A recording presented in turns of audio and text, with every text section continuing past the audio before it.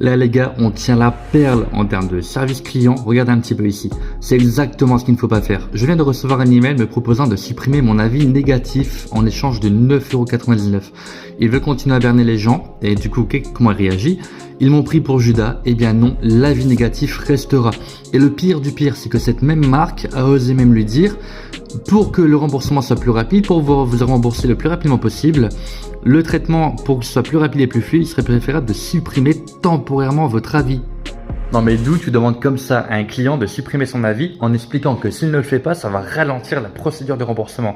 Genre sur ton compte Stripe ou ton PayPal, il y a un truc qui dit « Ah, il y a un avis négatif, c'est plus long ». Mais n'importe quoi, faut arrêter ces conneries. Quand tu as comme ça un avis négatif sur ta boutique et que tu tiens à le retirer, que tu veux absolument que ton client, vraiment, il puisse le retirer. Déjà, si ça t'arrive, ok, ça peut être une erreur. Mais si tu as un service client de merde et que tu as une expérience de merde et que tu chouchoutes pas tes clients, c'est normal que tu aies ce genre d'avis. Maintenant, admettons que tu aies fait une erreur. Admettons que ok, tu as fait une erreur. D'accord, ok, on peut comprendre. Ça peut arriver, ça arrive à n'importe qui, d'avoir une marque auquel parfois ton service client, voilà, t'as fait une gaffe, t'as fait une connerie, t'as négligé le service, t'as négligé la qualité de ton produit. Ça peut arriver.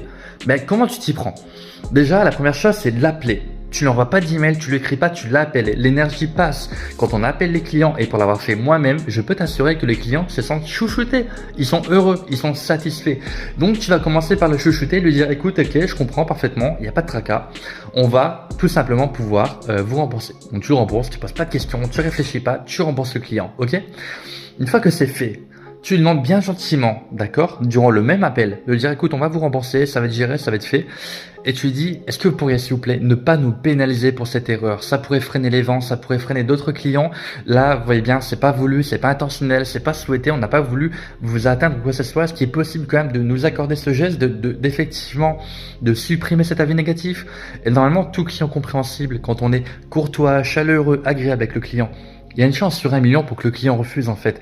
Le tout c'est de lui expliquer qu'on est compréhensif, qu'on est là pour lui, qu'on rembourse l'argent sans rechigner, sans contester, sans dire qu'on a besoin pour une semaine. C'est je vous le fais là maintenant, vous recevrez la preuve email. Voilà, c'est fini, rassurez-vous, tout est terminé. Franchement, vous pouvez dormir tranquille. Mais est-ce que vous pouvez juste nous rendre ce petit service s'il vous plaît? Et tu verras que tourner comme ça, tous tes clients accepteront. En fait, tout est dans la forme, pas dans le fond. Tout est dans la forme de comment tu vas communiquer. Mais là, cet email, il est ultra froid. C'est du grand n'importe quoi. Franchement, c'est insane. Faut jamais communiquer comme ça. Enfin bref, tu y penseras. Quand tu as un avis négatif et que tu vas absolument le retirer, pense à ça.